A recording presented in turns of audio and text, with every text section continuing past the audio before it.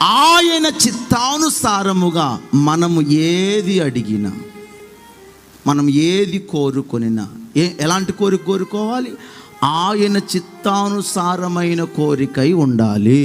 ప్రమాదం. ఎందుకు ఈ మాట చెప్తున్నాను? ఏది పడితే అది కోరుకోకు. నా ఇంటి పక్కనోడు ఆడు కాలు ఇరిగిపోవును గాక, ఇది కూడా కోరికే. ఆడిల్లు నాశనం అయిపోవును గాక, ఇవన్నీ ఆయన చిత్తానుసారమైనవి కావు.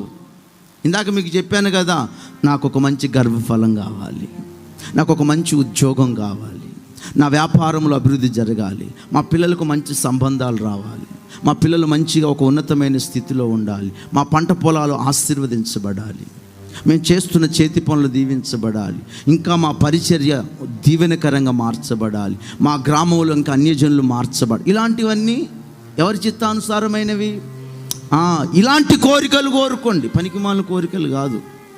ప్రతి దాన్ని కాంట్రవర్సీ చేసే తరములో మనం ఉన్నాము కాబట్టి ప్లస్ మైనస్ చెప్పేస్తున్నాను.